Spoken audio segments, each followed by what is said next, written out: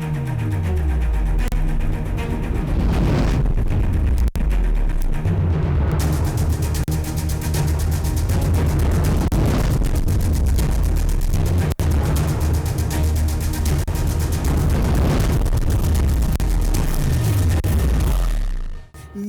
आदरणीय दर्शक, आजको जनता जान्न चाहन्छन् कार्यक्रममा म ऋषि धमला तपाईहरु सामु उपस्थित भइरहँदाखेरि देशको आर्थिक, राजनीतिक, कूटनीतिक हरेक विषयवस्तुमा आज हामी छलफल गर्दैछौँ। विकास र समृद्धिको कुरा पनि आजको जनता जान्न चाहन्छन् कार्यक्रममा हामी खोज्ने प्रयत्न गर्दैछौँ।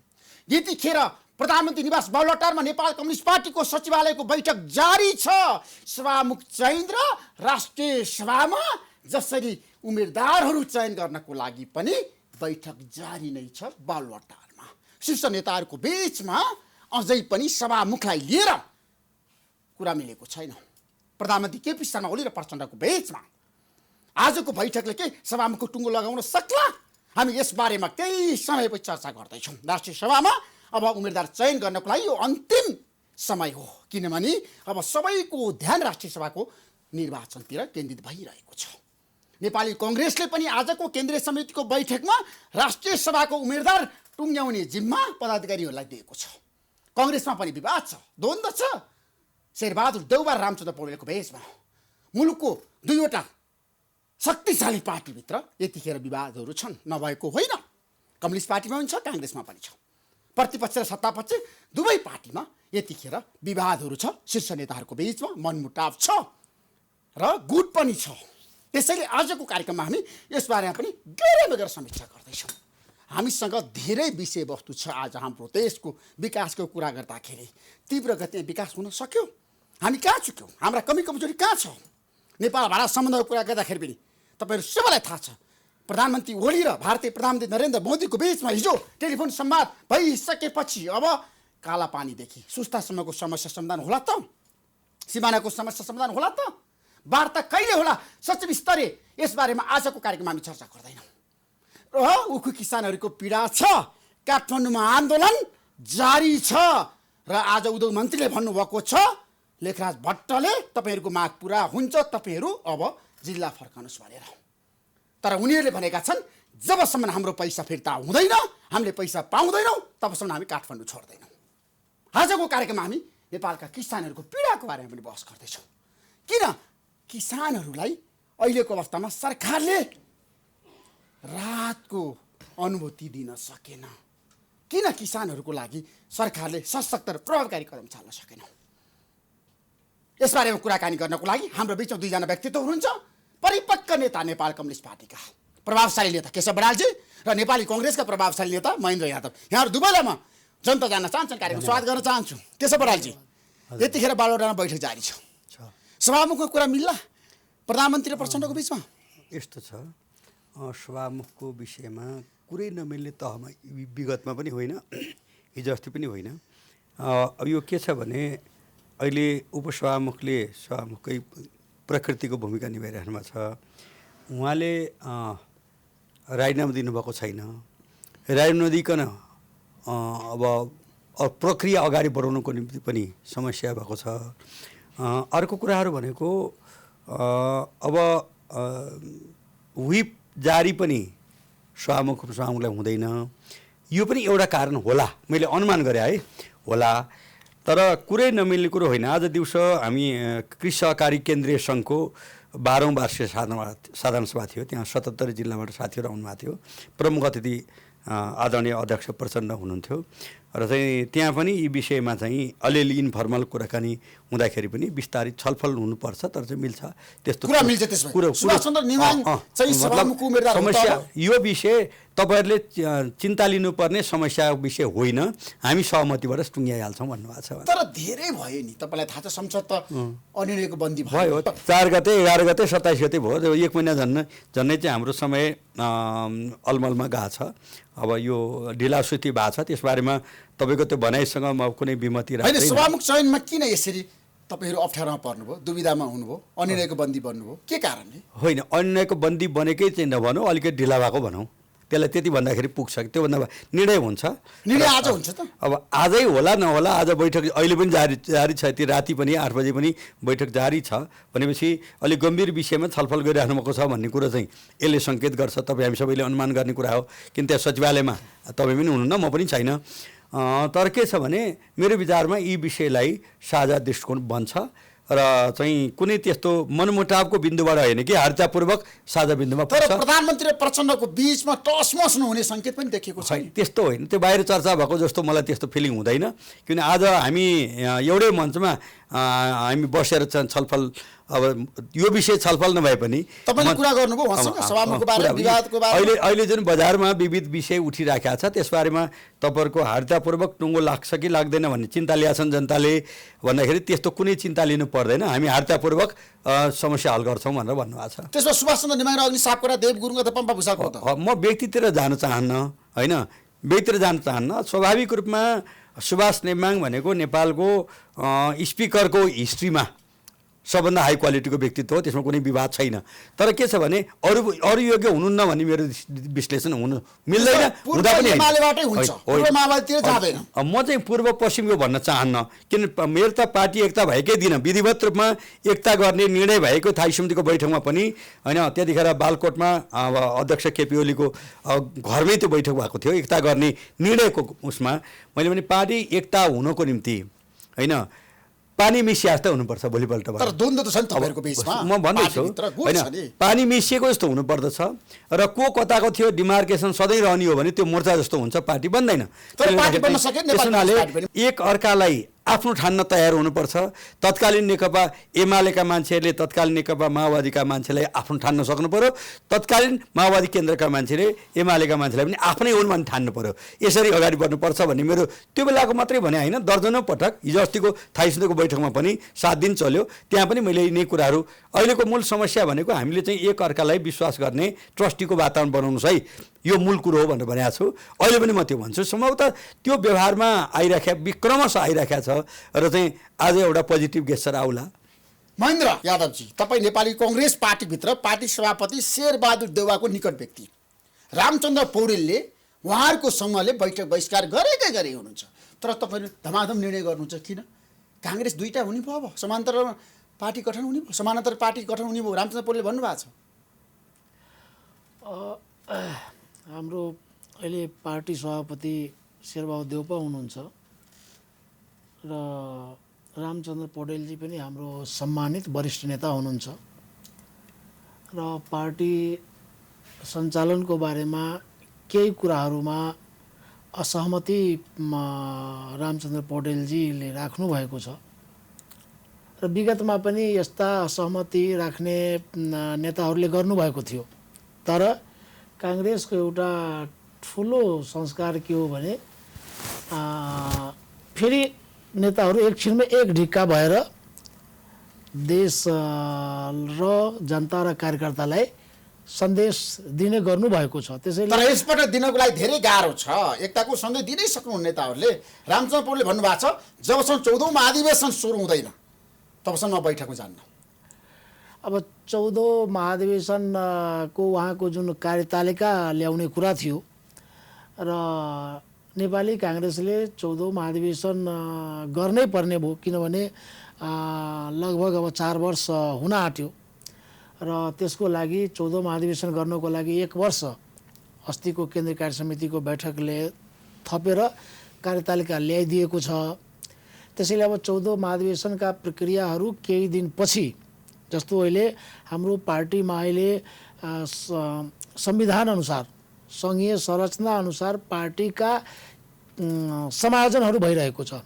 वडा कमिटी, गाउँपालिका, नगरपालिका, क्षेत्र कमिटीहरू भइरहेको छ र त्यो समायोजन सकिने बित्तिकै वडा समितिहरूबाट तपाईँको नेपाली काङ्ग्रेसका सदस्यताहरू, क्रियाशील सदस्यताहरू प्रारम्भ हुन्छ दिने, नवीकरण गर्ने र त्यसपछि हाम्रो अधिवेशन प्रक्रिया केही दिनभित्रै अब सुरु हुन्छ। रामचन्द्र पौडेलको तर्क के छ भन्दाखेरि मैले सशस्त्र कोइरालाको नि जनता जान्न चाहन्छन् कार्यक्रम अन्तर्वार्ता लिएको थिएँ, अब हामी काङ्ग्रेसको बैठकमा सहभागी हुँदैनौँ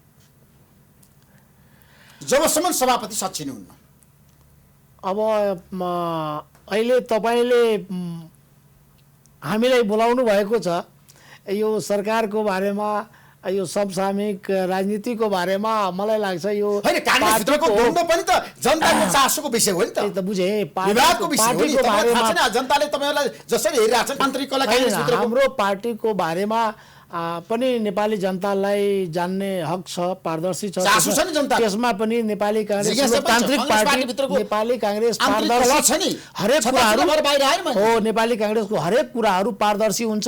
कहाँ पारदर्शी छ काङ्ग्रेस पार्टीभित्र होइन, होइन। सभापति पेलेको पेले हुनुहुन्छ होइन होइन, हाम्रो पार्टी नै लोकतान्त्रिक जनताको पार्टी हो। यो जनताकै पार्टी, जनताकै चाहना अनुसार गठन भएको पार्टी भएकोले हाम्रो केही कुरा लुकेको हुँदैन अनि त्यो अधिकार पनि छ, हामी गर्दै पनि छौँ। तर मलाई लाग्छ ऋषिजीले आजको जुन हामी दुईजना छौँ है तपाईले सत्तापक्ष यो- प्रतिपक्ष हुनुहुन्छ मलाई थाहा छ तर पहिले काङ्ग्रेस पार्टी भित्रको द्वन्द्वको बारेमा बताउनुस् न नेपाली जनतालाई। यो कहिले समाधान हुन्छ आन्तरिक कलह समाधान गर्न तपाईँलाई म पार्टी पूर्ण सभापति सभापतिले? तपाईँलाई पूर्ण विश्वास दिलाउन चाहन्छु नेपाली काङ्ग्रेस भित्रको केही सानोतिनो जुन विवाद छ चाँडै समाधान हुन्छ। कसरी समाधान हुन्छ तपाईँ आश्चर्य मान्नु होला कुन दिन दुवै नेता बसेर घोषणा गरिदिनुहुन्छ कि हामी मिल्यो नेपाली काङ्ग्रेसको विवाद समाधान भयो भनेर तपाईँ सुन्न पाउनुहुन्छ चाँडै। त्यसैले तर मन मिलेको छैन नि नेताहरूको बीचमा एउटा कुरा मन फाटेकै छैन। तपाईँलाई थाहै छैन यी नेताहरू आज शेरबहादुर देउवा रामचन्द्र पौडेलको बीचमा बोलचाल बन्द किन छैन भएको छ। बोलचाल। अहिले आज पनि कुरा भएको छ, कसरी कुरा हिजो भएको छ पनि बताउनुहोस्? विमलजीसँग कुरा भयो। तपाईँको नेपाली काङ्ग्रेसको नेताहरू जो लामो समयसम्म सँगै जेल बसेको छ, लामो समयसम्म दुःख गरेको छ, नेपाली काङ्ग्रेसका नेताहरू खालि यो दुईटा पार्टीको नेता मात्रै होइन एक अर्काको पारिवारिक सम्बन्ध पनि हो। त्यसैले नेपाली काङ्ग्रेसका नेताहरूलाई तपाईँले पनि ऋषिजी चिन्नु भएकै छ। विगतमा पनि पहिला पनि केही असहमतिका कुराहरू थिए तर सबभन्दा चाँडै असहमतिका कुराहरू सहमतिमा परिणत हुन्छ। तर नेपाली बहिष्कार काङ्ग्रेसमा। गर्नु भएको छ अहिलेसम्म बैठकमा अरू विगतमा सहभागी हुनु भएको पनि- छैन। विगतमा तपाईहरु धमाधम फटाफट निर्णय गर्दै हुनुहुन्छ अनि कसरी काङ्ग्रेस एउटा कुरा हुन्छ मलाई बताउनुस्। विगतमा पनि तपाईँको उहाँहरू आउनुभएको थिएन, कहिलेकाहीँ हामी नै गएको थिएनौँ। आज तपाईँको दुईवटा निर्णय तपाईँले भनिसक्नुभयो। राष्ट्रसभाको निर्वाचनको जो तपाईँको मनोनयन दाखिला 20 गते छ र त्यसको लागि उम्मेदवार छान्नुपर्ने र नेपाली काङ्ग्रेस भित्र वैधानिक रूपमा उम्मेदवार छान्नुपर्ने भएको कारणले रामचन्द्र दाईहरूको ले पनि भन्नुभयो कि यो उम्मेदवार छान्नलाई नीतिगत निर्णयमा हाम्रो पूर्ण सहमति हुन्छ, नआए पनि हाम्रो सहमति छ। जस्तो हामीले अहिले आज दुईवटा निर्णय गर्यौँ। एउटा त नेपाली काङ्ग्रेस केन्द्रीय कार्य समितिले पदाधिकारीलाई हामीले उम्मेदवार छान्ने निर्णय गर्यौँ, अधिकार दियौँ। अर्को विभिन्न पार्टीहरूसँग यो तालमेल गर्ने र विभिन्न पार्टीसँग पार्टीहरूसँग तालमेल गर्दै हुनुहुन्छ उपेन्द्र यादवसँग एकदम समाजवादी पार्टीसँग तालमेल र अन्य पार्टीहरूसँग पनि तपाईँको सहकारी गर्ने त्यो दुईवटा निर्णय र रामचन्द्र दाईहरूले पनि भन्नुभएको छ। त्यसमा हाम्रो एकदम सहमति हुन्छ, त्यसमा हाम्रो सहकारी हुन्छ। सरकारको बैठकमा यदि रामचन्द्र पौडेल जानु भएन भने पनि निर्णय चाहिँ हुन्छ नि। अब तपाईँले उम्मेदवार त चयन गर्नुहुन्छ। रामचन्द्र पौडेल जानुहुन्छ, जानु भएन भने कुराकानी भएरै उम्मेदवार तय हुन्छ। त्यसो दुईवटा पार्टी देखिन्छ काङ्ग्रेस होइन होइन, शशाङ्कजीसँग पनि, महामन्त्रीजीसँग पनि, सिटौलाजीसँग पनि, रामचन्द्र पौडेलसँग पनि तपाईँको एउटा कुरा भन्नु त उहाँहरूसँग छलफल भएरै उम्मेदवार तय भयो भने दुईवटा पार्टी कसरी हो? बहिष्कार गर्दा गर्दै तपाईँहरूले चाहिँ बैठक निरन्तर अगाडि बढाउनु। अरे मैले भने नि तपाईँ केही बाध्यताहरू छ। के बाध्यता छ? जस्तो बैठक जस्तो अगाडि जस्तो तपाईँको अहिले आज बैठक नगरेको भए त उम्मेदवार कसरी सेलेक्सन गर्ने? पार्टीको तर्फबाट उम्मेदवार दिने कि नदिने? पार्टीको तर्फबाट उम्मेदवार दिँदा भाइ तपाईँले जित्न सक्नु न यसपटक राष्ट्रिय सभामा तपाईँहरू शून्यमा पुग्दै हुनुहुन्छ। अब एउटा कुरा के हुन्छ भने नेपाली काङ्ग्रेस ऐतिहासिक पार्टी हो, तपाईँले नै भन्नुहोस् यो शक्तिशाली पार्टी हो। प्राविधिक कारणले हामी केही सङ्ख्यामा हामी पछि छौँ तर उम्मेदवार नेपाली काङ्ग्रेस तपाईँलाई आश्चर्य लाग्ला अहिले पनि भन्छु वास्तवमा केही प्रदेशमा हामी हार्दैछौँ, हार्न सकिन्छ तर नेपाली काङ्ग्रेसको उम्मेदवार हुनलाई तपाईँको ठुलो प्रेसर छ है। यही हो नेपाली काङ्ग्रेसको विशेषता, नेपाली काङ्ग्रेसप्रतिको तपाईँको चाहना, नेपाली काङ्ग्रेसप्रतिको तपाईँको यो प्रेम कि अहिले पनि नेपाली काङ्ग्रेसको उम्मेदवार हुन पाऊँ भनेर कार्यकर्ताहरूमा तपाईँको तछाड मछाड छ। त्यसैले नेपाली काङ्ग्रेसमा सबै ठाउँमा हार्छ त्यो पनि छैन, हामी जित्ने ठाउँहरू पनि छ र तपाईँले जितेर देखाइदिन्छु केही ठाउँहरूमा। केशव बरालजी अब बालोटारमा नेताहरू बसेर छलफल गरिरहँदाखेरि मनमुटाव छ भन्ने त देखिया छ बाहिर। समाचारहरू त बाहिर आइरहेको छ। जस्तो तपाईँकै पार्टीभित्र सभामुखलाई लिएर पनि विवाद छ, अर्को एमसिसीको बारेमा पनि विवाद छ। केपी शर्मा ओली देशको प्रधानमन्त्री पारित गर्ने पक्षमा हुनुहुन्छ, प्रचण्ड त्यसको विपक्षमा हुनुहुन्छ। अब के होला भने पार्टी साँच्चै एक भएर अगाडि बढ्ला नेपाल कम्युनिस्ट पार्टी? अब यो हाउसमा जब यो विषय प्रस्तुत हुन्छ त्यसमा साझा दृष्टिकोण बन्छ र पार्टीले साझा दृष्टिकोण अगाडि बढाउँछ। एउटा कुरो म तपाईँलाई यो विषयमा म के क्लियर गरौँ भने नेपाल कम्युनिस्ट पार्टी वर्तमान सत्तारूढ दल चाहिँ राष्ट्रिय स्वाधीनता, राष्ट्रिय एकता, राष्ट्रिय अखण्डता, सार्वभौमिकता, लोकतन्त्रको पक्षमध्यतापर उभिन्छ र असंलग्न परराष्ट्र नीतिलाई ग्रहण गर्छ, पञ्चशीलका सिद्धान्तलाई ग्रहण गर्छ, कुनै पनि प्रकारको सैनिक गठबन्धनमा जाँदैन।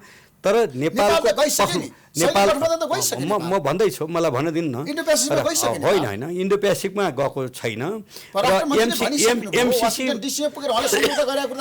एमसिसीको निर्णय भनेको आजको निर्णय होइन र यो 7 वर्ष पहिलेको निर्णय हो र पछिल्लो निर्णय पनि 5-6 वर्ष पहिलेको हो, अहिलेको सरकारको होइन। र मेरो विचारमा यो सत्ता पक्ष र प्रतिपक्षको दुई थरी कुरो पनि छैन यसमा। त्यसले गर्दा प्रश्न के छ भने केही साथीहरूले प्रश्न उठाउनु भएको छ। प्रश्न उठाउनु स्वाभाविक पनि हो, केही प्रश्नहरू उठ्या छन्। मतलब हाम्रो स्वतन्त्र निर्णय गर्ने ठाउँमा चाहिँ बाधक चाहिँ बन्नु हुँदैन है भन्ने आशयले कुरो उठाएको विषय हो। तर प्रश्न के छ भने हामी एकापट्टि सिरानी हालेर अर्कापट्टि बैरभाव गर्ने पक्षमा छैनौँ, किन हाम्रो देशको निम्ति हाम्रो राष्ट्रिय भन्दैछु होइन। म उहाँको विषयमा म अहिले बहस गर्न गइरहेको छैन।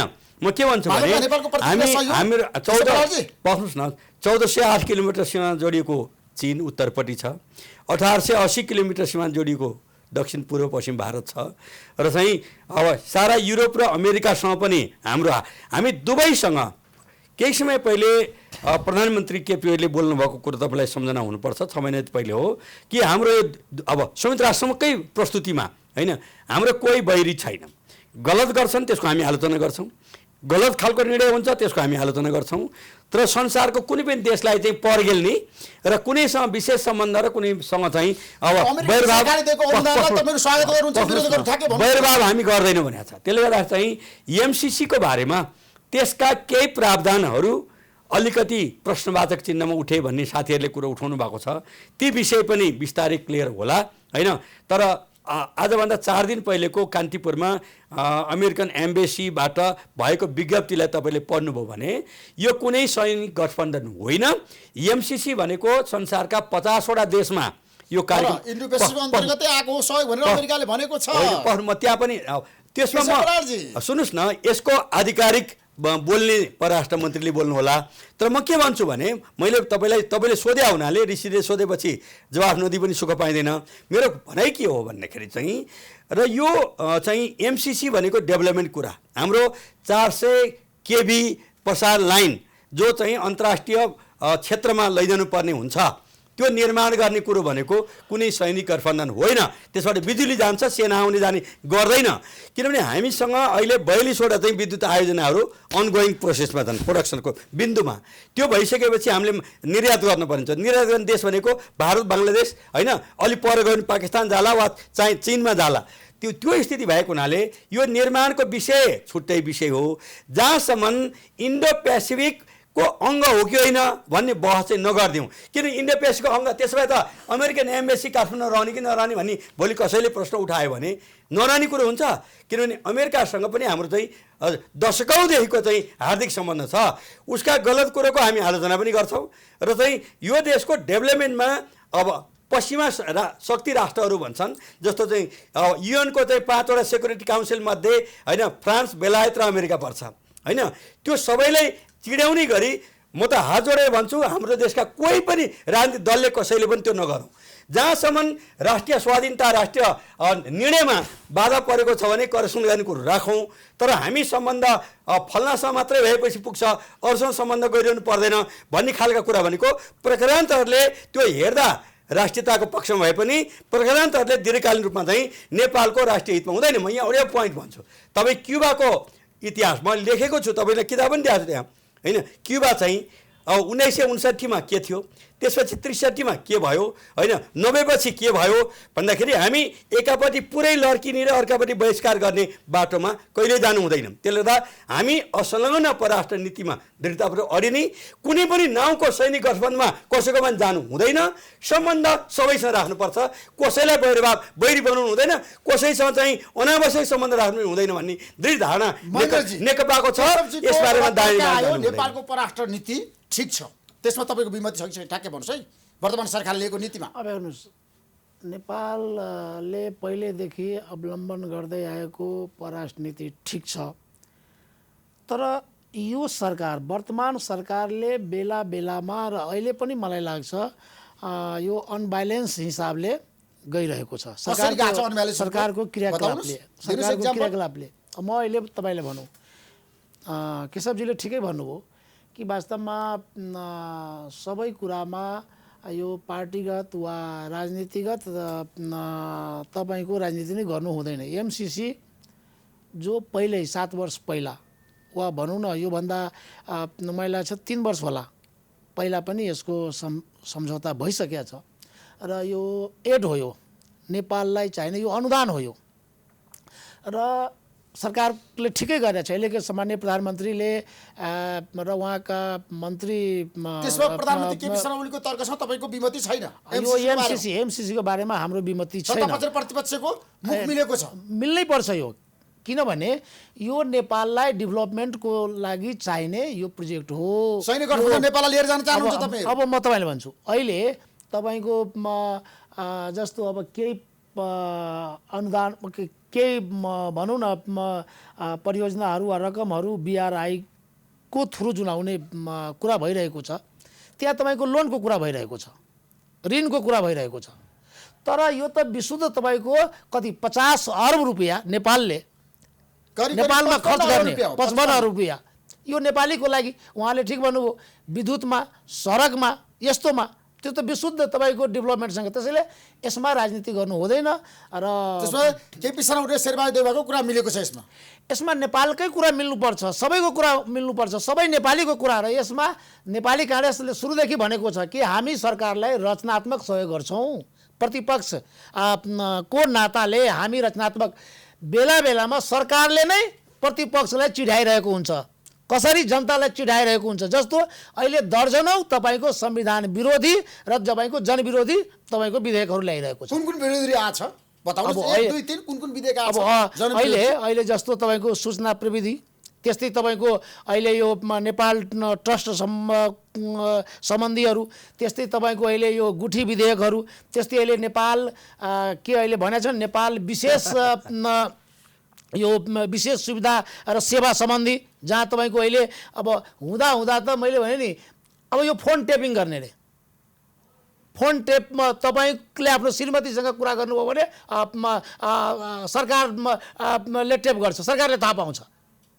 अब यो त यी विधेयकहरू जो संविधानमा सूचनाको हक, गोपनीयताको हक नेपाली जनताले लामो सङ्घर्ष गरेर पाएको थियो, र त्यो संविधानलाई नै बिस्तारै बिस्तारै निस्तेज गर्दै हरेक तपाईँको अधिनायकवाद लाद्नको लागि र हरेक नेपाली जनतालाई सरकारले आफ्नो चङ्गुलमा, आफ्नो कब्जामा, ल खबरदार कसैले श्रीमान श्रीमती कुरा गर्यो भने, बाउ छोरा कुरा गर्यो भने सरकारलाई, र सरकारले त्यो आधारमा एक्सन गर्ने रे भन्दाखेरि त स्वतन्त्रता त रहँदै रहेन नि त। यत्रो लामो यो त वास्तवमा भन्नुहुन्छ भने सूचना प्रविधि विधेयक आजको दिनमा आवश्यकता छैन,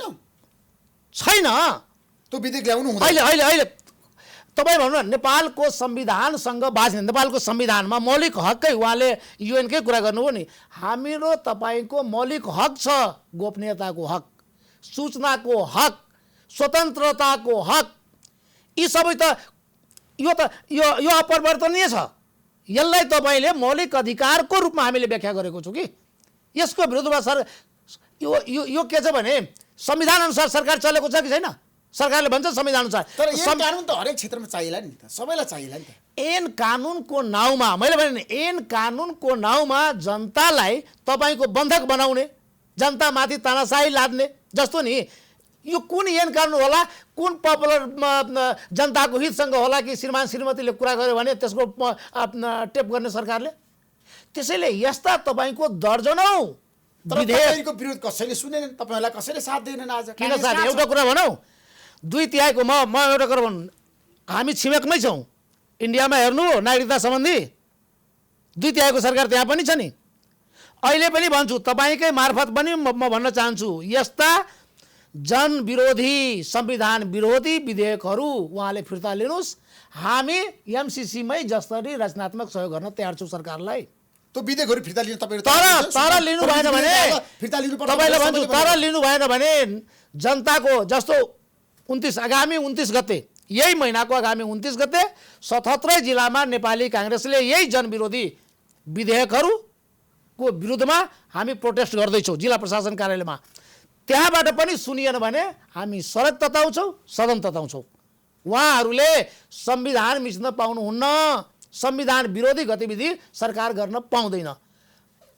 अनि अरू कुरा जसरी एमसिसीको कुरा ल्याउनु भयो हामी सहयोग गर्न तयार छौँ। त्यस्तै रचनात्मक कुराहरूमा सहयोग गर्न हामी तयार छौँ। होइन यसमा पहिलो नम्बरमा चाहिँ म के भन्छु भने ऋषिजी यो वर्तमान संविधानको पानैपिच्छे हस्ताक्षर गर्ने मान्छे भएको नाताले संविधानको मौलिक अधिकारका धारा 16 देखि 48 सम्मका ती बुँदाहरू को बरखिलाफ हुने कुरो कुनै पनि ऐन कानुन अगाडि बढाउने सरकारको मनसाय पनि छैन, हामी कस पार्टीको पनि छैन, त्यो हुँदैन।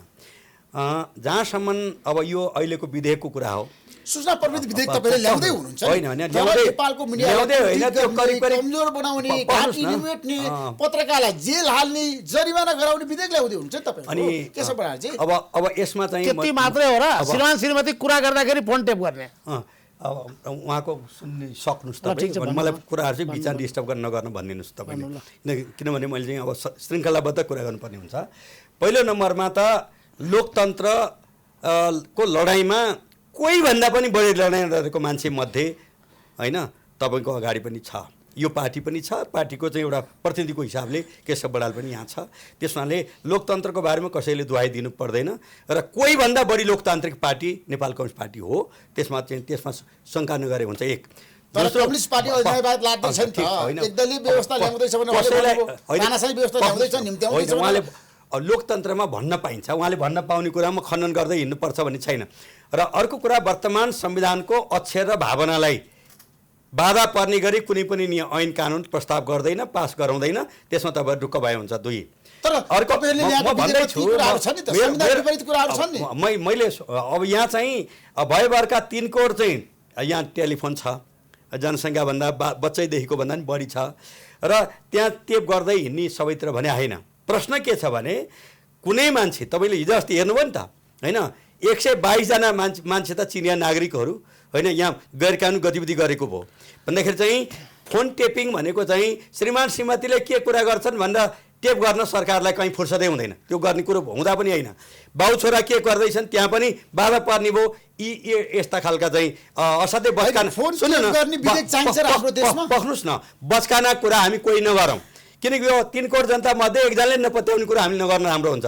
तर कुरो के हो भन्दाखेरि चाहिँ जब राष्ट्रिय स्वाधीनताको बारेमा, राष्ट्रिय एकताको बारेमा, राष्ट्रिय अखण्डताको बारेमा र चाहिँ गैरकानुनी क्रियाकलापलाई रोक्नको निम्ति आशंकित भएका मान्छेको बारेमा चाहिँ संसारको हरेक देशले होइन, संसारको कुनै पनि देश चाहे त्यो लोकतन्त्रको मसिहा भनेको भारतको कुरा गर्नुहोस् वा चाहिँ लोकतन्त्रको मसिहा अमेरिकाको कुरा गर्नुहोस् वा फ्रान्सको कुरा गर्नुहोस्, संसारैभरि संविधान ऐन कानुन विपरीत गरिने क्रियाकलापहरू र राष्ट्रिय स्वाधीनता, राष्ट्रिय एकता र राष्ट्रको सुरक्षामा बाधा पर्ने कुराहरू गर्ने शङ्का लाग्यो भने हरेकको बारेमा चाहिँ राज्यले त्यो लिन सक्छ। त्यो कुरा जान्न सक्दैन, जान्न पाउनु निगरानी गर्न सक्छ। राज्यले त्यो पस्नुहोस् न, श्रीमान श्रीमतीको बिचमा भएको संवादलाई आज तपाईँले चाहिँ टेप गर्न मिल्छ? सुन्नुहोस् न, अब म भनिहालेँ साह्रै बचकाना कुराको सवाल जवाब मलाई गर्नु परेन।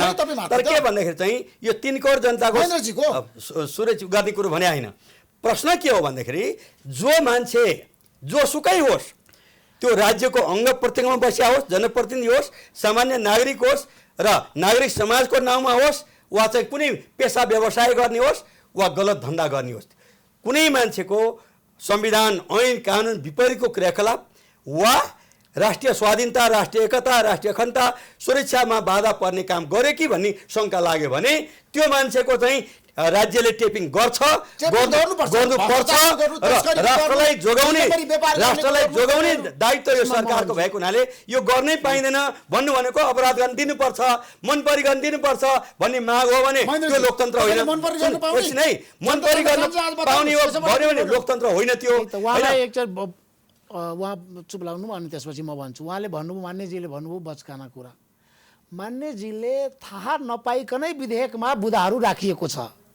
तपाईँलाई जानकारी नभइकन नै विधेयकमा तपाईँ पहिला विधेयक पढ्नुहोस् र तपाईँले भन्नुभयो नि कि आपराधिक क्रियाकलापमा वा राष्ट्रिय एकता र अखण्डतामा, त्यो त अहिले पनि छ। त्यस्ता मान्छेहरू, त्यस्ता गतिविधि गर्नेहरूको, त्यस्ता आपराधिक क्रियाकलाप गर्नेको फोन टेप गर्न सक्नुहुन्छ, अहिले पनि छ। तर अहिले के छ भने अदालतको स्वीकृति लिएर अब उहाँहरूले विधेयकमा के ल्याउनु हो भने सरकारले जति बेला चाहन्छ त्यति बेला कुनै अदालतको स्वीकृति हुँदैन। नेपाल टेलिकम्युनिकेसन छ नि, त्यहीबाट सिस्टममै जान्छ भन्दाखेरि मैले भने नि हामी पनि राष्ट्रिय एकता र अखण्डता, आपराधिक क्रियाकलापलाई छुट पाउनु हुँदैन। राष्ट्रिय गलत धन्दा गर्ने मान्छेको छुट गर्नुपर्छ। तर तपाईँको मन लाग्यो भने, मैले भने तपाईँको मन लाग्यो भने ल अब ऋषि धमला मेरो विरुद्धमा लेख्न थाल्यो, ऋषि धमलाको श्रीमान र श्रीमतीको बिचमा के कुरा हुन्छ त्यसलाई पीडित माने पीडा दिने खालको, त्यसलाई बेइज्जत गर्ने खालको, त्यसलाई तपाईँको सताउने खालको यो नेपाली नागरिकलाई जो उसको मौलिक अधिकार छ, जो उसको आफ्नो अधिकार हो, गोपनीयताको अधिकार हो, सूचनाको अधिकार हो, स्वतन्त्रताको अधिकार हो, तिललाई हनन गर्नको लागि स्वतन्त्रताको नाममा जे पनि गर्न पाइन्छ। मैले भने नि त्यो अहिले स्वतन्त्रताको एउटा कुरा, स्वतन्त्रताको नाउँमा जे पनि त्यही त स्वतन्त्रता हो त। तपाईँले भन्नुभयो नि स्वतन्त्रताको अर्थै त्यही हो। त्यसको एउटा सीमा हुन्छ। राष्ट्र विरोधी गतिविधि गर्न कसैले पाउँदैन। राष्ट्र विरोधी गतिविधि गर्न कोही पाउँदैन। तर के छ भने अखण्डताको विपक्षमा कोही पनि जान मिल्दैन। तर के छ भने तपाईँले भन्नु होला सरकारले भन्छ तँलाई यही बोल त्यही बोल, सरकारले जे भन्छ त्यही लेख, सरकारले जे भन्छ त्यही गर भन्दाखेरि यो लोकतान्त्रिक व्यवस्था हो त। त्यसैले हाम्रो बुझाइ के छ भने आजको दिनदेखि 2/3 त नेपाली जनताले विकासको लागि दिए नि त, तर 2/3 आडमा यो सरकार, कम्युनिस्ट सरकारले बहुमतको सरकार हो। बहुमतैको सरकार हो कि एउटा कुरा, बहुमतैको सरकार हो थियो नि अस्तिसम्म 2/3 त। कम्युनिस्ट व्यवस्था, कम्युनिस्ट सिस्टम ल्याउन खोजिरहेको छ अहिले हाम्रो देशमा कम्युनिस्ट सिस्टम। त्यही त केही मान्छेको त बुझाइ छ नि त, सपना त देख्छ नि त केही मान्छे त। कम्युनिस्ट पार्टीको सरकार छ, यसमा कुनै दुई मत छैन। नेपाली जनताले कम्युनिस्ट पार्टीको सरकारलाई बहुमत दियो, तर कम्युनिस्ट व्यवस्था छैन जस्तो अन्य देशमा छ। त्यसैले केही नेताहरूले दिउँसै सपना देखिरहनु भएको छ कि हाम्रो त बहुमत छ, हामीले जति बेला संविधान चेन्ज गर्न सक्छौँ भनेर। कुनै बेलामा यो राजाहरूले पनि त्यही सोच्थे नि, जे चाहन्छु त्यही हुन्छ नि।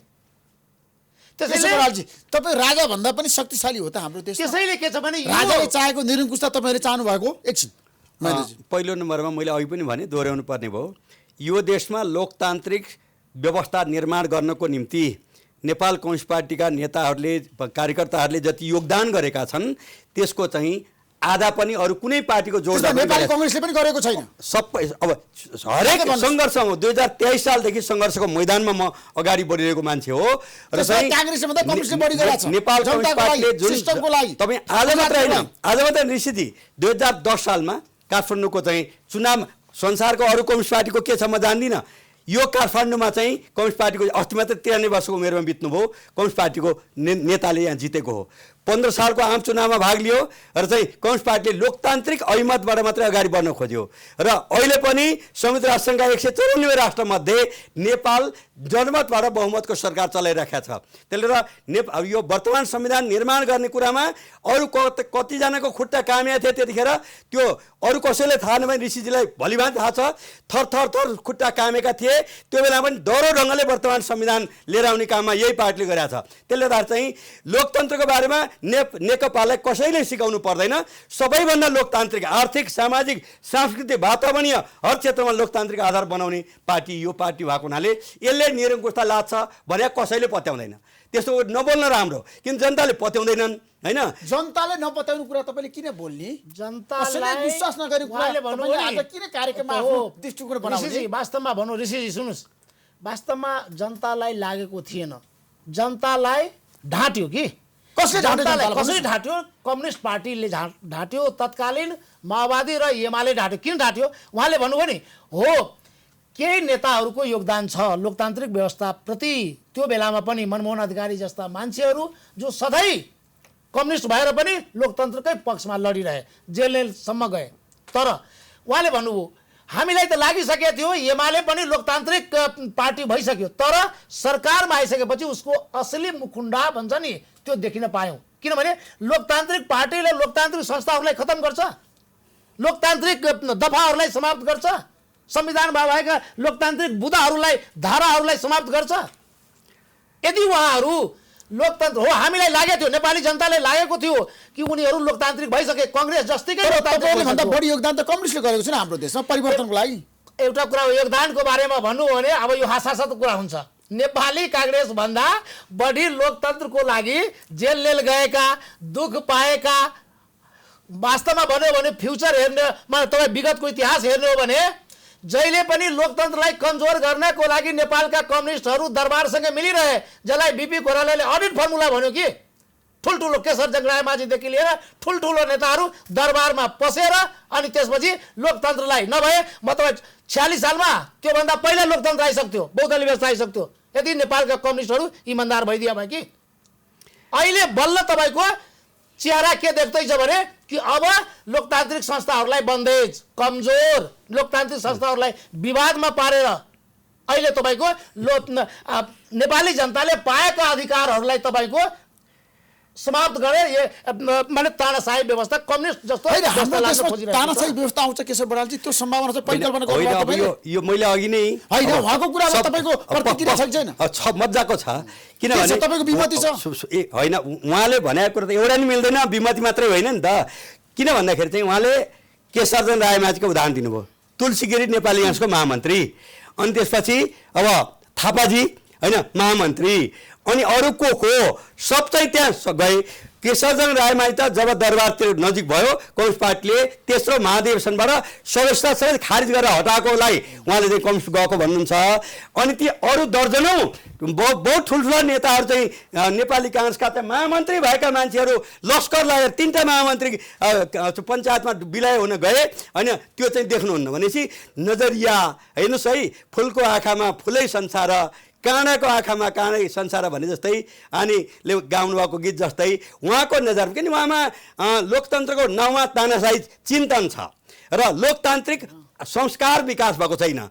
लोकतन्त्र शब्दमा हुने होइन, व्यवहारमा हुने हो। त्यसले गर्दा चाहिँ मैले के भन्छु उहाँलाई भनेदेखि कमसेकम संस्कार पनि लोकतान्त्रिक बनाउनुहोस्। लोकतन्त्र नाउँ मात्रै राखेर हुँदैन हैन। कांग्रेस भनिदिएपछि स्वतः लोकतन्त्र हुने होइन, कांग्रेसमा लोकतान्त्रिक व्यक्तित्व हुनुहुन्छ, सम्मानित व्यक्तित्व हुनुहुन्छ। तपाईँले भन्नुभयो यो विधेयक फिर्ता हुँदैन, मैले अघि दुईटा कुरा सीधा प्रवृत्ति विधेयकको कुरा गरेको ठ्याक्कै सीधा प्रश्न। वर्तमान संविधानको बरखिलाफ विधेयक छैन, बरखिलाफ भयो भने अल्ट्रा भाइरस हुन्छ। तर चाहिँ समाजलाई अनुशासित व्यवस्थित बनाउनुको निम्ति चाहिँ ऐन कानुन चाहिँ चाहिन्छ। संसारमा लोकतान्त्रिक देशमै सबभन्दा धेरै ऐन हुन्छ। सञ्जालमा जथाभावी लेख्नेलाई 15 लाख रुपियाँसम्म जरिवाना र 5 वर्षसम्म जेल सजायको कुरा आयो नि। अनि जथाभावी हाम्रो देशमा जथाभावी गर्न पाइन्छ भने कहिले लोकतन्त्र हुन्छ? पत्रकारहरूलाई तपाईहरुले कमजोर बनाउन खोज्नु भएको होइन, कसैलाई होइन। पत्रकार कुरो होइन, जथाभावी भन्ने बित्तिकै त्यो चाहिँ अशिष्ट, असभ्य र चाहिँ राष्ट्रिय अब देशको निम्ति अहित हुने काम कसैले गर्नु हुँदैन। यति भएपछि कसैले गल्ती नै गर्दैन अनि समाज चाहिँ स्मुथली अगाडि बढ्छ। तपाईँ सिङ्गापुर होइन 700 वर्ग किलोमिटर क्षेत्रफल भएको 55 लाख जनसङ्ख्या भएको देश हो। त्यहाँको अनुशासन कति कडा छ। हामी सिङ्गापुर विकास भयो नेपाल भएन भनेर चाहिँ हामी नै कराउँछौँ। अनि अलिकति अनुशासित समाज बनाउनु पर्छ भन्दाखेरि चाहिँ आत्तिने काम नगरौँ। तर वर्तमान संविधानको स्पिरिट, लोकतन्त्रको स्पिरिटभन्दा दायाँ बायाँ कोही जाँदैन, गयो भने त्यसको विरुद्धमा सबभन्दा अग्रणी भूमिका निभाउने केशव बराल हुनेछ। ढुक्क महेन्द्रजी तपाईँहरू यो विधेयकको विपक्षमा किन हुन्छ आज जनता जान्न चाहन्छ ठ्याक्कै बताउनुहोस् है जाँदा जाँदै हामी एउटा निष्कर्षमा पुग्नुपर्छ आज हामी हामी लामो सङ्घर्ष शहादत र लोकतन्त्रको लागि नेपाली काङ्ग्रेसको ठुलो तपाईँको लडाइँ यहाँका विभिन्न र कहिले राजासँग कहिले तपाईँको पञ्चायती शासकहरूसँग भएको छ र त्यसैले लोकतन्त्रको हक अधिकार हनन हुने गरी काम नेपाली काङ्ग्रेस सुन्न र देख्न सक्दैन र त्यही भएर अहिले हामीले जुन संविधान ल्याएको छौँ राष्ट्रिय सभा तपाईँहरूले किन विरोध गर्नु भएन यो विधेयकको होइन पारित भयो राष्ट्रिय सभा गरेछ त्यहाँ पनि राष्ट्रिय सभा बहुमतले पारित भयो यो विधेयक। होइन सुन्न पर्ने त्यही त विधेयक। हो बहुमत उहाँहरूको बहुमत छ हो ठिक भन्नुभयो उहाँहरूको बहुमत छ त बहुमतको आरमा जनतालाई तर्साउने जनताको विरोध त पास गर्न पाउनुहुन्न नि बहुमत जनताको लागि हो नि जनतालाई सेवा गर्नको लागि हो नि जनताको अधिकार दिनको लागि नेपाली कांग्रेसले विधेयकको दफा 51 देखि 94 सम्मका सबै प्रावधानहरू खारेज गर्नुपर्छ भनेर भनेको छ किन? ऋषिजी हामी यही भनेछौँ कि बहुमत अहिले जनताको विरुद्धमा नेपाल कम्युनिस्ट पार्टीको सरकारले प्रयोग गर्दैछ जुन कुरा नेपाली जनताले चुनावको बेलामा थाहा पाएन त्यो बेलामा ढाँटियो नेपाली जनतालाई लागेको थियो कि कम्युनिस्ट पार्टीको आजसम्म बहुमत आएन बहुमत आइसकेपछि केही गर्ला केही थाई सरकार देला केही समृद्धि होला विकास भएको छैन देशमा समृद्धि भएको छैन आर्थिक क्रान्ति भएको छैन समृद्धि नेपाल कम्युनिस्ट पार्टीका भ्रष्टाचारको लागि सुरुवात भएको छैन केही मन्त्री र केही नेतालाई भएको होला तपाईले सुनिरहनु भएको छ पेपरमा हेरिरहनु भएको छ दिनका दिन मन्त्री मात्रै छैन मन्त्रीका पत्नीहरू भ्रष्टाचारमा मुछिएर अनि उसको कमाउ धन्दा मात्रै छ तपाईले उदाहरण दिनुस् कुन कुन मन्त्रीले कसरी भ्रष्टाचार गरेको हाम्रो देशमा कति चोटि आइसक्यो तपाईको वाइट बडी नेरो बडी अनि त्यसको भुक्तभोगी कांग्रेस अहिले तपाईको बालुवाटार जग्गा नेपाल ट्रस्टको जग्गा अहिले गोकर्ण रिसोर्टको अहिले हुँदा तपाईको यो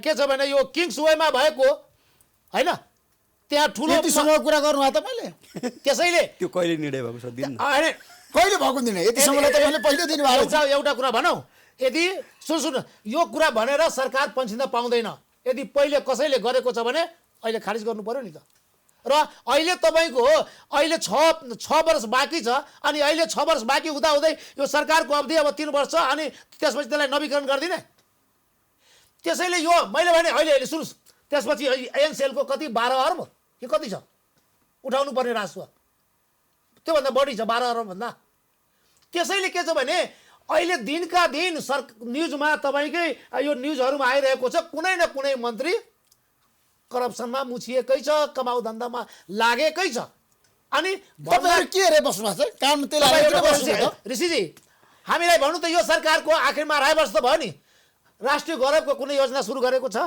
कहाँ गयो पैसा सबै कहाँ गयो पैसा कहाँ सडक सुरु गरेको छ पहिलेकै सडक जो पहिलेकै सरकारको पालोमा भएको सडकहरुमा तपाईको अहिले काम भइरहेको छ नयाँ त केही भएको छैन नयाँ खाली के भएको छ भने तपाईको यो कहाँ करप्सन गर्न सकिन्छ कहाँ कमिसन पाउँछ अनि आर्थिक रूपले पनि खतम समृद्धिको त छोड्दिनु समृद्धि मैले भने केही नेता हो अहिलेको वास्तवमा सामान्य प्रधानमन्त्रीजीलाई समृद्धि भएको होला कि अहिले करोडौं रुपैयाँ उहाँको इलाजमा खर्च भइरहेको छ म त भन्छु उहाँलाई आदरणीय नेताजीलाई म रिक्वेस्ट गर्छु उहाँलाई वास्तवमा अब आरामको जरुरी छ कि प्रधानमन्त्रीले त देशको लागि काम गरिरहनु भएको छ प्रधानमन्त्रीजीलाई अहिले आरामको जरुरी छ कि प्रधानमन्त्रीजीलाई बोझ बिसाइदिउँ वास्तवमा भन्नुहुन्छ तपाईहरु प्रधानमन्त्री केपी शर्माको राजीनामा माग्दै हुनुहुन्छ अधिकारी रूपमा कांग्रेस पार्टीले मैले भने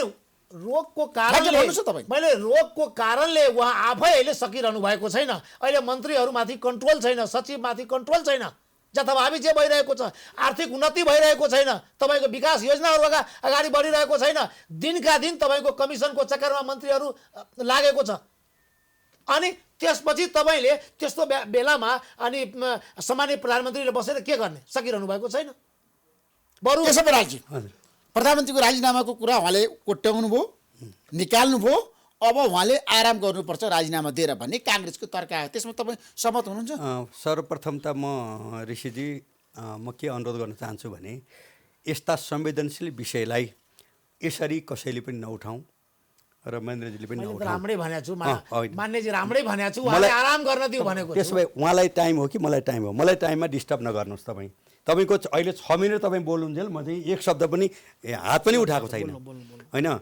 त्यसले गर्दा चाहिँ पहिलो नम्बरमा मैले अहिलेसम्म विश्वमा 7 अर्ब 67 करोड मान्छे छन्। कहिल्यै बिरामी नहुने मान्छे मैले थाहा पाएको छैन। बिरामी हुन्छन् र चाहिँ निको हुन्छन्। त्यसले गर्दा यस्तो संवेदनशील विषयमा चाहिँ उपचार गरेको विषयमा पनि डाहा गर्ने कुरो भनेको यो अत्यन्त अलोकतान्त्रिक र तानाशाहहरूले मात्रै यस्तो कुरो व्यक्त गर्छन्। लोकतान्त्रिक मान्छेले गर्दैनन्। त्यो नगरौँ। त्यसो महेन्द्रजी तानाशाह हुनुभयो होइन, मैले त्यो कसैलाई भनेको छैन। भने जसले एउटा मान्छे संवेदनशील ढङ्गले बिरामी भएको छ, बिरामीको बारेमा जुन उपचार गर्नेमा खर्च भयो भनेर जुन एउटा अत्यन्त आपत्तिजनक ढङ्गले कुरो उठाउनु भएको छ, यस्तो नउठाउँ मैले निवेदन गर्छु होइन। पहिलो नम्बरमा मानवीय संवेदनशीलता भएन भने तपाईँको भनाइ हो। दोस्रो नम्बरमा मानवीय संवेदनताको शून्यता हो। यो त्यो लोकतन्त्रमा त्यस्तो हुँदैन। अर्को अर्को अर्को अब तपाईँ बताउनुहोस् त यसबारे प्रधानमन्त्रीको बारेमा। मलाई अहिले तपाईँले 7 मिनट दिनुभयो। मलाई 1 मिनट मात्रै बोल्नु दिनुभयो। प्रधानमन्त्रीको बारे म प्रधानमन्त्रीजी प्रति अति संवेदनशील भएको कारणले उहाँ सम्मानीय नेता हुनुहुन्छ। त्यो कारणले उहाँले 20 वटा प्रश्न उठाउनु भएको छ। तपाईँ कुरै गरिदिनु नबोलाउनुहोस् नि। त्यो अहिले बिसाइदिनुहोस्, उहाँलाई आराम गर्न दिनुहोस्, श्वास लाभ गर्न दिनुहोस्। बरु राज्यले हामी सबै खर्च बेहोर्छौँ, तर उहाँलाई अहिले आरामको आवश्यकता छ। अहिले औषधिमूलकको आवश्यकता छ कि त्यो मैले भन्न खोजेको। झन् उहाँप्रति उहाँको सक्न दिनुहोस् अनि मात्रै बोल्न दिनुहोस्। तपाईँले के भन्दा मलाई बोल्न दिनु भएको छैन। कामै भइरहेको छैन। तपाईँले भन्नुभयो काम भइरहेको छ, धेरै काम भएको छ। कामै भइरहेको छ। अहिले संसदलाई अहिले अनिर्णयको बन्दी भएको छ नि त। संसद बोलाइसकेको छ अनि एउटा पार्टीको आपसमा दुईटा नेताको बिचमा कुरा मिलेको छैन। त्यसको कारणले संसद तपाईँको संस्थाहरू खतम हुने, लोकतान्त्रिक संस्थाहरू खतम हुने भन्दाखेरि हाम्रो आरोप छ के छ भने कुनै न कुनै हिसाबले संसदीय व्यवस्थालाई नै उहाँहरूले अफाप सिद्ध गर्दै हुनुहुन्छ। नभए सभामुख चयन गर्न सक्नुहुन्न। उहाँको स्पष्ट बहुमत छ नि त।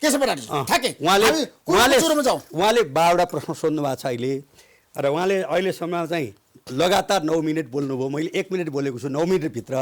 तपाईँले अब मलाई जवाफ दिने हो भनेदेखि म सुरु गर्छु, नभए भने उहाँको कुरा अरू पनि सुन्नुहोस्। होइन भने उहाँले वाइट बडीको कुरो गर्नुभयो। उहाँकै नेता जीवनबहादुर शाही पर्यटन मन्त्री हुँदाखेरि भएको कुरो सुन्नुहोस्। अर्को कुरा बालुटार जग्गा भन्नुभयो। 2047 सालमा भएको निर्णय हो। 47 सालमा भयो। 2टा क्याबिनेटले निर्णय गर्यो र चाहिँ आदरणीय सम्मानित कृष्णबहादुर भट्टराई प्रधानमन्त्री हुनुहुन्थ्यो।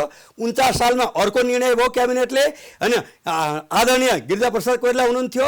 त्यसपछि चाहिँ अहिले केपी ओली प्रधानमन्त्री भएपछि चाहिँ आदरणीय गिरिजाप्रसाद कोइरालाको स्वकीय सचिव हुनुभएको पूर्व सचिव शारदा प्रसाद तितालजीको अध्यक्षतामा छानबिन गर्न कमिटी बनाउने काम चाहिँ केपी ओलीले गर्नुभएको कुरोलाई अझ दोष चाहिँ उहाँमाथि लाउने एक। अर्को कुरा यी सब चिजहरू जे दोष लगाइराख्नु भएको छ यसले के देखाउँछ भने नि मिडियाले कहीँ लेख्ने बित्तिकै मैले चाहिँ दुःख नमान्नु होला, तपाईँ मिडियाकर्मी हो। भोलि यही तरिकाले सबै चिजमा विरोध गर्यो भने होइन, सबै ठाउँमा विरोध भयो भने मिडिया उद्योग मात्रै बाँच्ने, अरू कुनै उद्योग चाहिँ नबाँच्ने अवस्थामा नपुर्याउँ। मेरो निवेदन गरायो तपाईँहरूलाई यो भनाइ हो। त्यसले गर्दा गलत काम गर्नेलाई हामीले नमियाउनै पर्छ नि। गलत काम गलत भएकोलाई त गर्नुहोस्, तर रामले गल्ती गर्दा श्याममाथि चाहिँ लाठो हाने गर्ने काम भनेको त्यो अपराधलाई जोगाउनुको निम्ति हुन्छ। तपाईँले रामले अपराध गर्छ श्यामलाई हिर्काउनु भयो भने तपाईँले अपराधलाई बढाउनुहुन्छ, त्यो कमजोर बनाउनुहुन्न। त्यो हो अहिले के भइरहेछ भने गल्ती रामले गर्छ श्याममाथि लाठो लगाउने काम भइरहेछ। यो नगरौँ। मैले छोटोमा भन्नुपर्दा यो भने। त्यसले गर्दा चाहिँ प्रश्न के हो भने अहिले केही भएको छैन भन्नुभयो। अब उहाँको अब भनौँ न आँखा उपचार गर्नुपर्ने देखियो र वर्ल्ड ब्याङ्क र नेपालको अहिले 7.1% आर्थिक ग्रोथ भन्ने कुरो चाहिँ के केशव बरालले बनाएर ल्याएको हो र त्यो भएको छ आर्थिक ग्रोथ र निर्माण विकासको हिसाबले नेपालको हिस्ट्रीमा इतिहासमा गत चाहिँ 50 वर्षको इतिहासमा अहिले जति चाहिँ डेभलपमेन्टका काम भएको छ कहिल्यै भएको थिएन। सही जोड्दा पनि पुग्दैन यो 2 वर्षको जतिमा जे जति भएको छ। त्यसले गर्दा चाहिँ यस्तो विषयलाई जनताको चाहना अनुसार त काम भएको होइन। जनताको चाहिँ तपाईँले भने म के मान्छु भने तरकारीको भाउ बढ्या छ, दालको भाउ बढ्या छ, धुलो उड्या छ, महँगी बढ्या छ, सर्भिस डेलिभरीमा कमजोरी छ। त्यति मात्र होइन, सर्लाहीका उखु किसानहरू जुन भइरहेका छ होइन, यसको निम्ति चाहिँ विगत कडा निर्णय लिनु पर्यो न। पख्नुहोस् न, कडा निर्णय मेरो पनि सुन्ने गर्नु न। तपाईँले आज मलाई अलिक कम समय दिनुभएको छ र यसमा चाहिँ कनौडियाजी चाहिँ केशव बरालको कार्यकर्ता होइन, होइन, उहाँ को हो? त्यसले गर्दा अहिले वर्तमान कृषि मन्त्री र वर्तमान उद्योग मन्त्री होइन लेखराज भट्ट र चाहिँ घनश्याम भुषाल आइसकेपछि किसानको त्यो दिलाउनको निम्ति गृहमन्त्रीजीले पत्र लेख्नु भएको छ र जसले पैसा तिर्दैन त्यसलाई दण्ड दिने कुरो भएको छ। यो कहिले विगतमा कहिले भएको थियो? विगतमा यो कहिलेको यो पैसा बाँकी? आज यहाँ रुँदै जुन सर्लाहीका किसान रोइरहेका छन् होइन, उहाँहरू ती बस्नुहुन्छ, छिमेकी हुनुहुन्छ उहाँ, तर चाहिँ त्यो रुवावासीलाई चाहिँ 5 वर्षदेखिको पैसा तिरेको छैन। नेपाल सरकारले 1 अर्ब 28 करोड छुट्याएर प्रति क्विन्टल 65 रुपियाँ 28 पैसा त्यो किसानलाई दिने भनेको कुरो पनि तिनी उद्यमीले राखेका छन् र उद्यमीको बारेमा एक शब्द कोही बोल्नुहुन्न। किन बोल्नुहुन्न? There is something behind the screen, जसले पनि बुझिएको छ। त्यसले गर्दा यहाँ ठुल्ठुलो कुरा गरेपछि असत्य पनि सत्य हुन्छ भन्ने कुरा नगरौँ। त्यसले गर्दा यो अहिलेको चाहिँ त्यो अब स्वास्थ्य कमजोर भएको प्रधानमन्त्रीको आँट र हटान जुन लेभलको छ त्यो चाहिँ बुस्तिक्रे भएका मान्छेहरूको कसैको पनि छैन। म यसमा ऋषिजी भन्न महेन्द्रजी विरोध गरेर तपाईँहरूले किन संरक्षण गर्नुभयो? भन्न चाहन्छु चिनीको जुन पैसा बाँकी छ उखु किसानहरूको जुन तपाईको पैसा पार्टीको बाँकी छ नेताले छ नि किसानलाई आज दुःख दिइरहेछ, यही बाटोमा कारबाहीको माग आज जनताले गरिरहेछ। यही बाटोमा भन्न चाहन्छु जोसुकै होस्, हाम्रो पार्टीको होस् चाहे कम्युनिस्ट पार्टीको होस्, उनीहरूले किसानको पैसा अविलम्ब फिर्ता गर्नु पर्यो, दिनु पर्यो र त्यही भएर विगतमा उसको पैसा नदिएको कारबाही गर्नु पर्दैन, एक्सन लिनु पर्दैन। कारबाही गर्ने ठाउँमा को छ? यो सरकार छ। तपाईको पार्टीको नेताले यो सरकारले आफ्नो ढाकछोप गर्नको लागि, आफ्नो कमजोरी लुकाउनको लागि यो कांग्रेसको छ त यो राजपाको छ त यो फोरमको छ। मान्यजी तपाईँ यो रुलिङ पार्टीको सांसद हो, तपाईलाई म भन्न चाहन्छु जोसुकै होस् महेन्द्र यादव भए पनि तपाईँ कारबाही गर्नुस्। एक अर्को कुरा कारबाही हुन्छ। अब बालुवाटारको जग्गा यो भन्दा अब तपाईहरुले जति संरक्षण गर्न खोजे पनि सक्नुहुन्न। अब कारबाही हुन्छ, किसानले पैसा पाउँछन्। यो भन्दा तपाईहरुले संरक्षण गरेर राख्नु अहिलेसम्म। अब तपाईहरुको त्यो संरक्षण गरेको सरकार छ तपाईको। यो भन्दा पहिला उद्योग मन्त्रीले पनि त्यही भनेको थियो।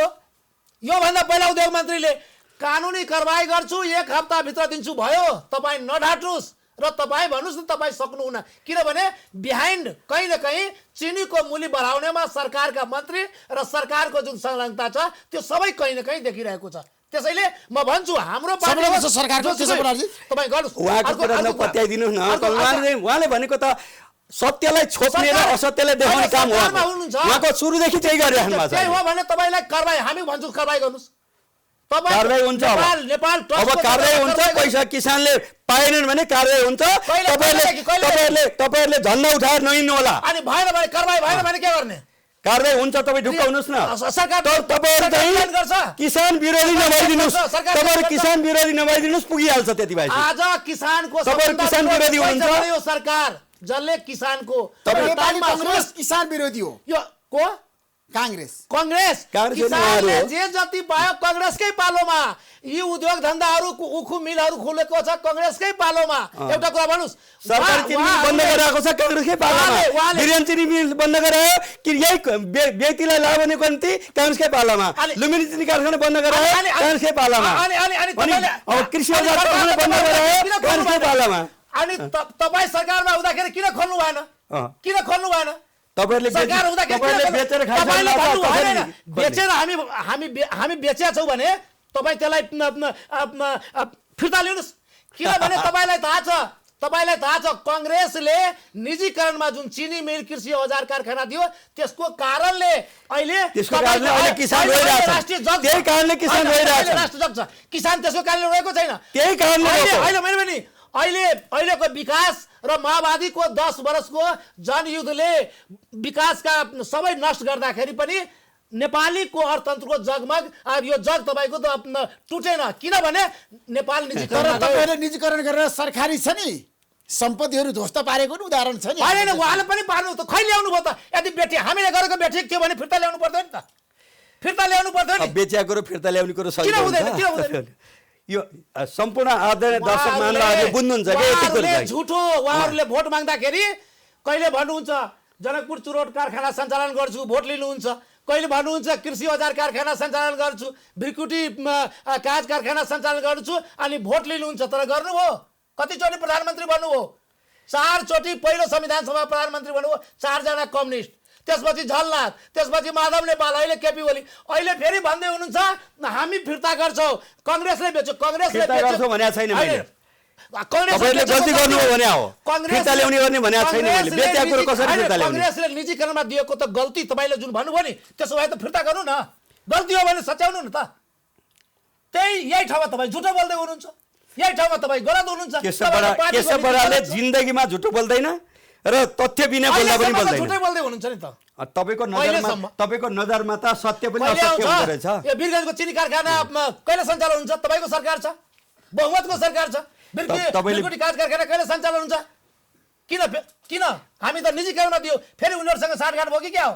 त्यसैले जनतालाई नढाट्नु, झुटो नबोल्नुस् र यसरी राष्ट्रवादीको नाउँमा मलाई गाली गर्नको लागि बोलाउनु भएको छ उहाँले। हैन, राष्ट्रवादीको नाउँमा उहाँलाई तपाईँले 60% समय दिनुभएको छ। तपाईँ भन्नुहोस् न। एमाले र माओवादी अब बन्द गरिदिनु। ढाटेर जुन नेपाली जनताको यस्तो वाहियात फटा कुरो पनि सुन्ने हो। फेरि ल तपाईँ मन्त्री भइसकेको मान्छे फटा शब्द बोल्न पाउनुहुन्छ तपाईँ? होइन, नभएको कुरालाई के भन्नु? तपाईँले बुझेको मान्छे विद्वान नभएको कुरा नगर्नु भने मैले। तपाईँले फटा भनेको छु मैले। त्यसैले नभएको कुरा नगर्नु, कम्युनिस्टका नेताहरू आतिन्छ, सत्य कुरा बोल्नु कि कम्युनिस्टको के छ भने तपाईँ पनि सही कुरा बोलिदिनु पर्यो नि त। वास्तवमा चाहिँ बोल्नुहोस् न। मैले भने नि, मैले वास्तवमा भन्नु भने तर्कहरू ल्याउनु। तर्कै भनेको छु। यदि हामीले निजीकरणमा दिएको फ्याक्ट्रीहरू गलत थियो भने तपाईँ खोइ ल्याउनु न त। तपाईँले बेचेको कुरो फिर्ता आउँछ कसरी भने? कसरी आउँदैन? सरकार राज्यले चाहे जति बेला पनि आउँछ फिर्ता। राज्यले चाहे भने जति बेला आउँछ। कहिले आउँदैन बेचिसकेपछि। तपाईँले तपाईँले तरकारी आज किन्नुहुन्छ, अहिले संविधानमा भएको नेपाली जनताको सूचनाको हक, स्वतन्त्रताको हक तपाईँ मास्दै हुनुहुन्छ। तपाईँको कसरी यो विष्णु पौडेलले कसरी बलवटारको जग्गा लियो? यस्ता ढाँटा कुरालाई चाहिँ संसारले रोक्छ, ठिक छ, ढाँट कुराले रोक्छ, त्यसले ठिक गर्छ। होइन, विष्णु पौडेलले जग्गा लिन मिल्छ, अनि भृकुटी कागज कारखाना फिर्ता आउन मिल्दैन। अब तपाईँको तर्क के छ जाँदा जाँदै भन्नुहोस्। हजुर, मेरो तर्क के छ भने लोकतन्त्रमा आलोचना गर्न पाइन्छ, असत्य अतथ्य र हुँदै नहुने कुरा गर्न मिल्दैन। किनभने एउटा बिक्री भइसकेका चिज फिर्ता लिन मिल्छ क्या भन्नुहुन्छ, त्यस्तो कहीँ दुनियाँमा हुँदैन। एउटा कसैले बिक्री गरिसक्यो भने एथेन्टिक राज्यको अधिकारवाला कुनै संस्थाले गरिसकेपछि अर्को सरकारले त्यसलाई तोड्न मिल्दैन, त्यसलाई खारिज गर्न मिल्दैन। नयाँ नीति बनाएर नयाँ अगाडि बढाउन सक्छ। यसमा म निवेदन के गर्छु उहाँलाई भनेदेखि चाहिँ अधिकांश चिनी मिलवालाहरू जति पनि हुनुहुन्छ, म उद्योग मन्त्री भएको हुनाले उहाँहरूसँग मेरो व्यक्तिगत रूपमा केही छैन, तर अधिकांश उहाँहरूलाई भोट हाल्ने हुनुहुन्छ मिलवालाहरू। अधिकांश तपाईँ क्लियर हुन्थ्यो। कनौडियाजीको मात्रै कुरो होइन, कनौडियाको भन्नु समात्नु न। हामी त भन्छौँ हामीलाई भोट दिएको छ, उसले पेमेन्ट गरेको छैन, समात्नु। कनौडियाको नाउँमा किसान जो तपाईँको अहिले हप्तौँदेखि यो चिसोमा तपाईँको आफ्नो भुक्तानी लिन आएको छ, त्यसलाई तपाईँ बन्द नगर्नुहोस्। कति वर्ष पहिलेको? जति वर्ष होस्। सरकारमा तपाईँ होइन ल हामी के ठिक छ, हामी तपाईँलाई बहुमत दियो नि, त्यसैले तपाईँले नेपाली जनतालाई झुटो नबन्नुहोस्, नढाट्नुहोस् कि तपाईँले ढाँटेर भोट लिने, ढाँटेर सरकार बनाउने, अनि त्यसपछि नेपाली जनतालाई हामी त थिएनौँ, हामी गरेनौँ भन्न पाउनुहुन्छ?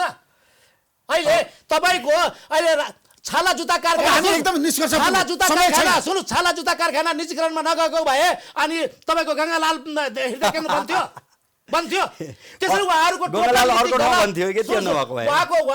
नीति टोटल गलत नीति थियो। अहिले नेपाल जे जति आर्थिक रूपले गलत नीति हो नि त। आज उहाँको कुरो हो भने उहाँको सक्न दिनुहोस्, मलाई भन्ने हो भने मलाई भन्न दिनुहोस् र अन्त गर्नुहोस्। सबैको कुरो के हो भन्दाखेरि चाहिँ जतिखेर हामीले ग्लोबलाइजेसन, प्राइभेटाइजेसन, लिबरलाइजेसन अनि तपाईँले मैले बोल्ने बित्तिकै तपाईँ समय छैन भन्नुहुन्छ। उहाँलाई धारावाहिक रूपले चाहिँ सराप्नको निम्ति चाहिँ अब समय दिनुहुन्छ, त्यस्तो गर्नु भएन। त्यसले गर्दा चाहिँ प्रश्न के हो भने कम्युनिस्टको सिद्धान्तमा ग्लोबलाइजेसन, प्राइभेटाइजेसन, लिबरलाइजेसन कम्युनिस्टको सिद्धान्तमा छ। उहाँलाई दिनुहोस् समय, उहाँलाई अझै तपाईँ भन्नु कम्युनिस्टको सिद्धान्तमा छ। अझै अगाडि भन्नुहोस् न। के हो भन्दाखेरि चाहिँ प्रश्न के हो भने अहिले जुन चाहिँ 68 को गणनामा 54,60,000 परिवारमा 35 लाख मान्छे बाहिर जानुपर्ने बाध्यकारी बनाएको भनेको त्यही ग्लोबलाइजेसनले हो, लिबरलाइजेसन हो। र त्यसले धुन्दान स्वर्ग ल्यायो भन्ने चाहिँ कुरा आम जनतामा ढाँट कुरा कसैले नगरौँ। यो एउटा कुरो। अर्को कुरा, अहिले यो 2 वर्ष पुग्दैछ फागुन 3 गते होइन, अहिले यो 2 वर्षको अवधिमा जे जति प्रोग्रेस भएको छ र इकोनोमिक ग्रोथदेखि लिएर सम्पूर्ण क्षेत्रमा होइन, सम्पूर्ण क्षेत्रमा जे प्रगति भएको छ इतिहासमा उहाँहरू 17 वर्ष एक्लै सरकार चलाउनु भयो, बौद्धराज 17 वर्ष एक्लै चलाउनु भयो होइन, कहिले पनि भएको थिएन। त्यसैले उहाँहरूले सर्वनाश बनाएको ठाउँ अहिले निर्माण भइरहेको छ, त्यही भएर उहाँले हात्तिनु भएको छ। जनताले यता समर्थन गर्ने बेला हात्तिनु भएको छ। धन्यवाद। Thank you so much.